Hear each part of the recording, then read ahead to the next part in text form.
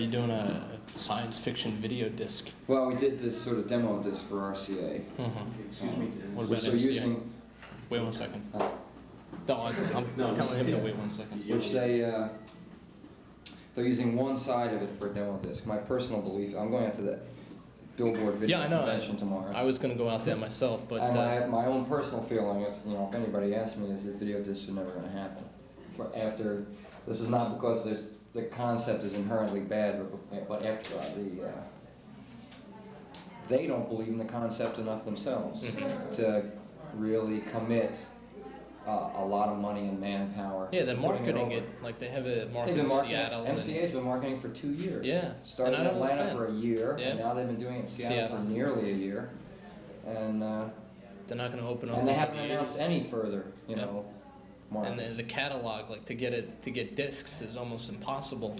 It's they're duplicate. They only have one factory that's for duplication. Yeah. Because they don't plan on making a whole lot of them. They don't originate any programming whatsoever for the video disc. They use all old movies or TV shows, things that they bought. Old Julia Child, things like that. You can start rolling anytime you're ready. And Which is ridiculous, to tell you the truth, I'm really into video discs myself, and I have to say that I don't really, after coming in contact with these people and gauging from a number of other places, I don't think the video disc is going to happen for a number of reasons. One is it's, although they say that it's cheaper for people, it's an inherently wasteful technology. It's inherently, considering the fact that you have erasable medium, erasable media now, so that you can be selective about what you store, and because you have cable vision and satellite, direct home satellite is now a viable concept. Well, the idea there's no point in going out to a store to buy permanently recorded software. Yeah, well, the idea is like for libraries and things like that, to go in and to be able to rent these things, because they're almost indestructible, that you can't really scratch them or anything. And I think that's more of the way that it's going to go. Like this would just be... but the whole point is that computer technology and computer storage is moving at such a revolutionary pace, and it's not being held up by this kind of like laid-back super marketing strategy. Yeah. People behind computers know that computers are a happening thing and are going to be applicable in all areas. And computers are coming on so heavy that nobody's going to bother with this intermediate technology. Yeah. It's limited. It's inherently limited. When you want to get more information, you've got to go out somewhere and buy it. And if they haven't actually put it on the disc, you don't get it at all. Yeah, that's true. And the thing is, once you have cable television, now they have ViewFax and data, whatever systems where you can get computer data over your cable television line. Didn't you do something with Warner Brothers cable system? Well, we did a two-way. They have interactive cable television as well, and that's a concept that's fairly successful with the people who are involved in it as far as cable television is concerned. As far as networks are concerned, I don't think people who make records have as much to worry about as people that run television networks. And on top of that, there is nobody who is really solidly involved in the video disc technology who is interested in developing a unique software for that medium. So what are you going to be talking about out in Hollywood? Well, I think that eventually, I think software is definitely the thing. I think people have to become software conscious and realize that there will be a market for it one way or another. But that they shouldn't necessarily tailor it for video discs, because I don't think video discs are viable enough. I don't think they ever will be. I think they should tailor it. If they want to know what's going to happen, it's going to be interactive, computer-controlled television rather than sort of thing. And in other words, some people say, no pay TV. If there's been this big anti-pay TV thing, or the movie theaters a while ago were anti-pay TV because you could get first-run movies over the television. Yeah.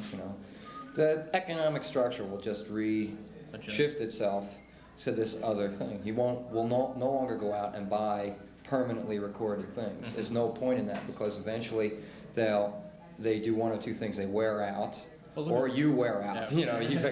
You get tired of them and you don't want them anymore. Well, as you know yourself, take a look at pre-recorded cassettes and things like that. The market nowadays is for you to go out and buy a box of TDK SA90s or whatever and record your own stuff.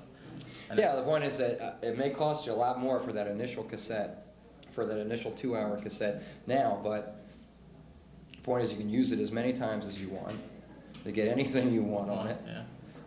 Ultimately, they're going through a lot of legal hassle now about people's ability to record over the air. Ultimately, they'll straighten that out and service it.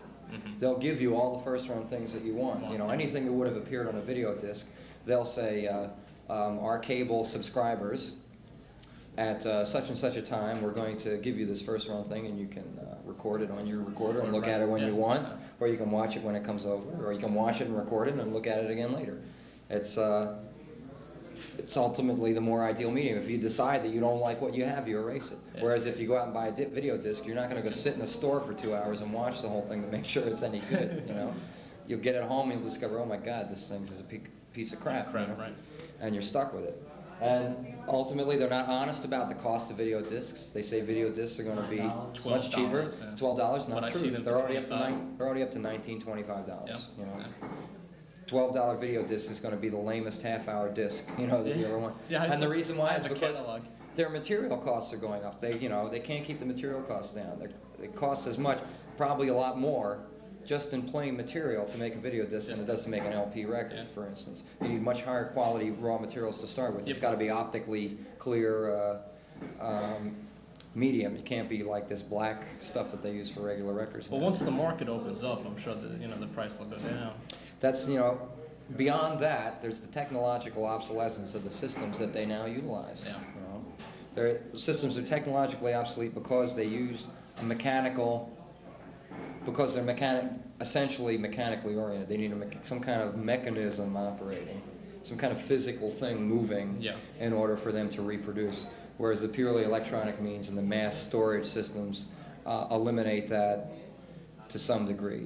Even though tape recorders now utilize that motion for storage, ultimately it'll be non-essential to the reproduction of the picture because that may be ultimately, it's like digital sound. It'll eventually be digital video.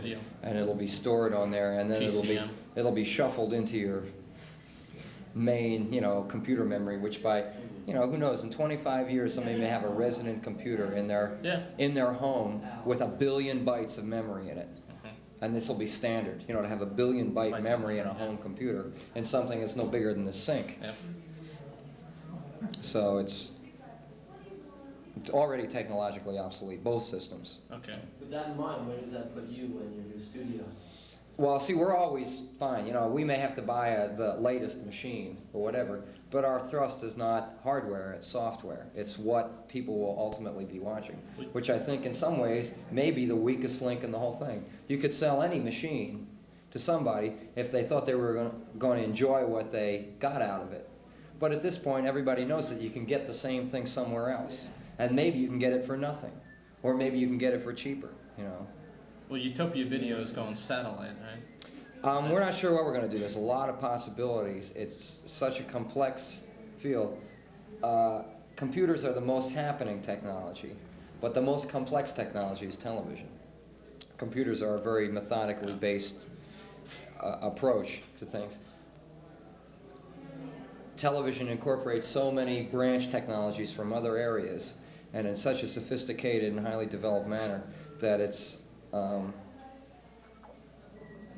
undertaking anything new is very complicated. You know about like FCC rules. For instance, FCC establishes arbitrary nonsensical rules on broadcasters about what they should do, like blanking width, as if anybody ever at home ever noticed whether the blanking width was right or not. You know, it's like they have organizations like the FCC have nothing better to do but think up weird regulations to enforce on people. So it's much harder, to do something like that. There's no International Computer Regulatory Committee, saying that computers have to conform to this, that, or the other thing. Computer doesn't work, everybody knows it, becomes an obvious thing. It's just a lot of stuff to deal with, FCC, United Nations, when you start shooting stuff into space, it gets real complicated. So there's a lot involved. Ultimately, the thing that we're most involved in is developing a software style or a software approach that can be disseminated through any of these systems. Well, is Utopia Video planning on? You yourself have done a lot of producing with groups, and are you planning on getting into the video field and producing for Utopia Video, possibly other groups? Groups may be involved. I think a lot of people presume that because they see bands on television bopping around to their latest single or whatever in a videotape, that bands will be doing a lot of this. But I think after a certain period of time, people are going to come to realize that a lot of bands have no video consciousness, you know. And when you stick them in front of a camera, they're not fun to look at, you know, or they're not interesting or enlightening to see, you know, they're not doing anything worthwhile visually, at least nothing up to the standard of their music. So, there will be video artists who will work interactively with musicians or other people who want to express themselves through the video medium. There will be a field of video artistry, like there is a distinctive field of record production, which is between the artist and the engineer. The engineer is purely technical, the artist is purely aesthetic. A producer has to be aware of both sides, you know, has to be aware of both things, has to be aware of what is technologically possible in the studio, has to be aware of what is artistically viable, you know, and what is shuck, you know. So it's got to be the same thing in video. There'll be video artists, producers who are in the middle there, who understand the aesthetic, but realize that you can't get your aesthetic onto the tape unless you understand the equipment as well. So that's something that I do. I understand the equipment. I put the studio together, and I also understand the aesthetic because I've been doing video tapes for the past 5 years in my own home studio. So exactly where is this going to lead Utopia Video again? Utopia Video at this point is the only studio that was built for the sole purpose? Yeah, the sole purpose of Utopia Video is content-oriented. All studios that are built nowadays are technique-oriented. Right. Okay, I got you. Invariably, because they're built to capitalize off of whatever productions independent productions happen to be out there, or even, you know, in-house productions like NBC, Studio City. They're all oriented towards a technique rather than a content or aesthetic.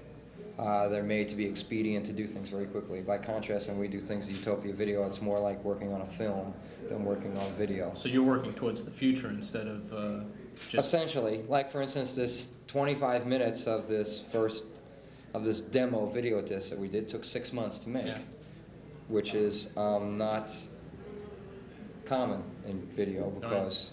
Everything is by the hour. It's by the hour. It's very expensive, you know. That's why we built the studio, so we wouldn't have to pay by the hour. Right. You know, so you could conceptualize a project and see what it requires, and not have to compromise it because of budgetary concerns. Yeah, we'd like to, if possible, one of these days, if you ever find the time, we'd like to possibly come down and take a look.